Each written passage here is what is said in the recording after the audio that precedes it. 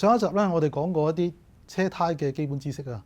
車胎咧雖然話係車裏邊嘅損耗品，遲早都要換嘅，但係咧你記住喎，車胎咧同安全咧係非常之有關係嘅。所以咧，我哋應該養成良好嘅用車習慣、用胎習慣。一則可以將個車胎壽命咧盡量發揮，二則咧係保障我哋嘅安全。有咩係好嘅習慣呢？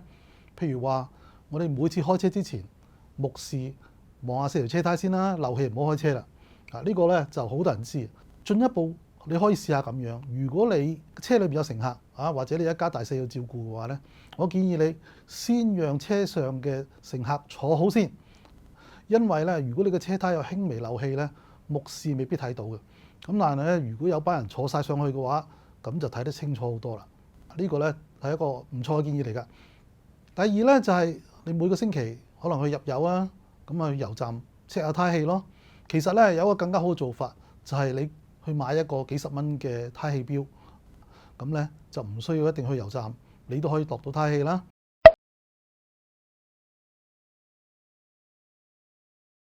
車上高咧應該有個 label 話俾你聽，你嘅車係打幾多胎氣嘅。喺你個司機位旁邊個 B 柱嗰度啦，亦都有可能喺個油缸蓋嗰度。留意一樣嘢，就係有時啲胎氣咧個標示咧係會係公制 KPA 或者係 bar， 有時會係英制 PSI， 有時搞到咧都係頭暈腦脹啊。咁我呢度咧就俾你一個 magic number， 你記住一個7字。揸車揸得耐啊，有幾廿年車齡嗰啲咧，永遠都記住 PSI 30磅咁樣嚇。咁但係近代啲車係咪公制喎？公制咧就係 KPA。嗱 KPA 如果係210咧，就係等於30磅，啱啱係爭7倍嘅，大約啦嚇，應該係0.69幾嘅。如果你見到 bar 咧，你就除以0.07；如果你見到 KPA 咧，你就除以7，得出嚟嗰個咧就係 PSI， 就係咧大家咧腦裏邊成日都記住嗰個幾多磅幾多磅。仲有一個好嘅習慣咧，就係你要定期咧去幫你條士啤胎打氣嘅，唔好超過3個月。你點都要睇睇條士啤胎夠唔夠氣。如果唔係嘅話，你有需要用嘅時候攞出嚟冇氣咧，咁就弊家伙啦。同士啤胎充氣咧，你就可以不妨操高啲，你唔好打超過嗰個胎氣嘅上限就得㗎啦。因為咧你幾個月唔睇佢咧，佢慢慢漏嘅。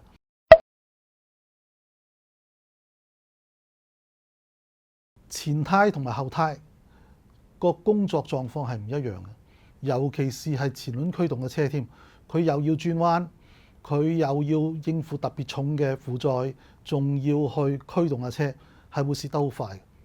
就算係後驅嘅車都好啦，前轆做嘢個方法同後轆做係唔一樣嘅，所以你見到咧就算你嘅車所謂蝕得好均勻都好啦，其實前胎咧個胎角咧係內側同埋外側咧都係會蝕多咗嘅。咁所以咧我定期咧就一定要調胎。咁點為之定期咧？譬如你定期要驗車或者定期保養維修，咁嗰個時候咧順便調埋胎咧就最適合啦。調胎應該點調咧？嗱，留意一樣嘢，你有啲車胎本身係有限制嘅，譬如話你架車後轆闊過前轆嘅，咁你冇可能前後調啦，咁你只可以左右調嘅啫。又或者你嘅車係單向花嘅，單向花係唔可以左右調嘅喎。如果你嘅車胎咧係冇我哋頭先剛才講嘅特別限制咧，咁我可以俾一個建議大家參考。你個調法咧就係由前轆調去後軸嘅時候咧，就由左調去右；而後轆咧調去前軸嘅時候咧，就唔需要調左右。嗱，我哋咁樣調法嘅話咧，就可以令到嗰條車胎咧去經歷晒前後左右，就唔會造成一個偏磨啦。第二就係前後車胎嗰個胎紋咧，嗰個損蝕程度咧，亦都可以均勻。同時咧，你前後胎咧一定唔可以損蝕咧係太過差異太大嘅。尤其是你嗰個車咧，如果你係採用4驅，你中間有個 limited differential 嘅話，如果前後胎損蝕爭太遠咧，嗰個 limited differential 做嘢做得太多咧，亦都可能會加速令佢損壞嘅。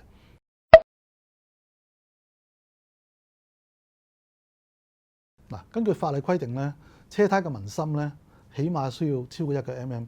不過1嘅 mm 咧就太少啦，太危險啦。我哋唔應該用到條車胎咁盡嘅。咁所以咧，而家新嘅車胎咧，基本上咧都喺個胎紋裏邊咧，佢有一個警告點俾你嘅。你磨到嗰度咧，見到個警告點都被磨損咧，咁就係時間去換車胎㗎啦。咁但係咧，有時我哋見到條車胎好似好靚咁樣啊，外邊睇好靚，但係原來裏邊咧係偏磨得好嚴重。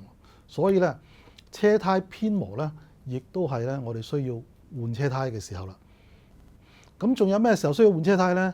譬如話我哋車胎咧係受到好大嘅損傷，吉咗個好大嘅窿，冇辦法補嘅。又或者我哋吉到個窿咧係喺個胎冠嘅兩側，我哋上一集介紹過啦，胎冠嘅兩側咧係胎壁嘅位置咧相對係薄嘅，嗰啲位咧係冇辦法補嘅。咁如果嗰啲位係吉到咧，咁就唔好彩啦，就需要換胎㗎啦。仲有一個情況咧，就係如果我哋揸車，發覺架車咧無緣無故有啲偏跑啊，又或者有啲唔尋常嘅震動，呢啲震動咧，無論係粗糙嘅路面或者平滑嘅路面，我哋都感覺到呢種震動咧。咁我哋咧第一件事咧就應該去檢查條車胎先，因為未必係關條車胎事，可能係更加複雜嘅問題。但係咧，我哋應該係第一時間去檢查條車胎係唔係車胎有偏磨啊，或者失圓呢啲咁嘅現象。如果係嘅話，處理咗條車胎先。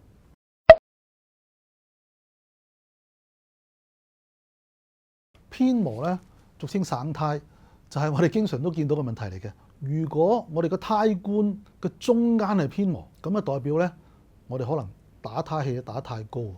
如果個胎冠咧係兩側偏磨，中間咧係冇問題咧，咁就啱相反啦，就係我哋嘅胎壓咧係打得太低啦，個車頭會偏磨。佢話個軚尺係咪有問題咧？嗱，記住，如果係軚尺有問題咧，你偏磨咧一定係一對嘅，即係話頭轆兩個頭轆嘅內側偏磨，或者兩個頭轆嘅外側偏磨，咁呢個就係軚尺嘅問題。如果你個頭轆偏磨，但係只係得一個轆嘅偏磨，無論係外側或者內側都好啦，都唔係軚尺嘅事。咁咧就會有可能係其他問題啦，包括譬如話你個 camber 唔正啦，或者係你個搖臂嘅一啲波樽磨損咗啦。咁呢啲咧係需要進一步專業咁跟進嘅。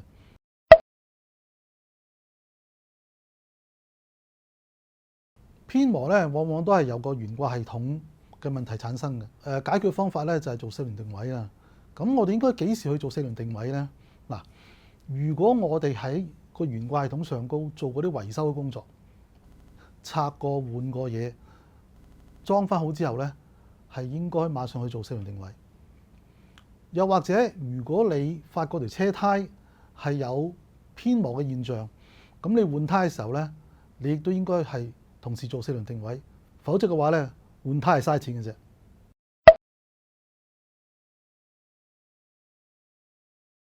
第一種咧就係呢種咧係無方向車胎。咩叫無方向車胎咧？所謂無方向車胎咧，就係你使用嘅時候咧，你係唔需要考慮佢轉動嘅方向。亦都唔需要咧，係考慮佢係邊邊係出邊，邊邊係入邊嘅。咁佢嘅特色咧就係你望落去，由個中心線兩邊咧，基本上係對稱嘅。當然你見到啲花紋嘅斜紋咧，望落好似唔對稱咁，但係正正因為佢呢一個唔對稱咧，當我哋由左邊調到右邊嘅時候咧，你發覺咧佢係一樣。咁呢種胎嘅好處咧，最主要咧就係經濟實用，方便你調換。另外一種咧就係單向花，單向花咧好型嘅啫。你由個車胎嘅中心線作參考啦，你發覺兩邊嘅花紋咧係完全一樣嘅，而且咧多數咧都有啲好斜嘅斜紋。咁呢啲單向花咧就只可以向一個方向轉嘅啫。如果條車胎由左邊搬到右邊咧，你發覺啲花紋咧就相反晒㗎啦，就唔可以咁樣用嘅。單向花最大嘅好處係咩咧？就係佢個排水性能非常之好嘅。咁所以咧，如果地方係落雨啊，或者有雨雪咧，呢種車胎咧個表現咧就比較好嘅。仲有一種車胎嘅胎紋咧，就叫做不對稱花紋。嗱，好容易認嘅啫。我哋由個胎冠嘅中心，我哋向兩邊睇睇個比較咧，你見到啲花紋咧係明顯係唔同嘅。呢種車胎咧，我哋裝嘅時候咧就一定要分 outside 同埋 inside 嘅胎壁嗰度咧，就已經有一個指示話俾你聽㗎啦。點解要咁樣做呢？因為佢個車胎嘅設計呢，係外邊呢，佢會設計得堅固啲，而裏邊呢，佢會做得軟啲，佢就平衡咗你個性能同埋舒適性。咁我哋發覺咧，最近10年8年咧，個潮流咧係越嚟越興呢一種所謂不對稱嘅車胎，尤其是你見到啲高性能嘅車咧，基本上咧都係配呢一種咁嘅車胎。嗱，呢條車胎咧外觀上咧亦都係一條不對稱嘅車胎。咁咧，但係咧佢有啲特別嘅設計喎，佢就係一條所謂嘅防爆車胎，就係漏咗氣咧都仲可以繼續行。最主要原因咧就喺個胎壁嗰度咧，佢有一個加強嘅結構。因為我哋知道漏咗氣咧，最主要變形嘅地方就係個胎壁啦。佢加強咗之後咧，究竟幾強咧？我哋試下。哇，真係好犀利嘅喎！防爆胎咧，佢個簡稱咧就係 Run Flat 胎咧，就係 RFT。或者咧，你喺個車胎尺寸嗰度咧見到，譬如好似呢條咁樣啦，245/40 F18，呢個 F 咧就係代表咧係防爆胎啦。防爆胎咧，我哋用嘅時候咧要注意一樣嘢，就係我哋唔可以用目測去睇到究竟佢係咪漏咗氣，所以我哋必須要加一套壓力感應掣，我哋隨時睇住。如果我哋發現某條車胎漏咗氣嘅話咧，我哋咧就唔應該長期係繼續失壓咁樣行，我哋應該盡快處理咗佢。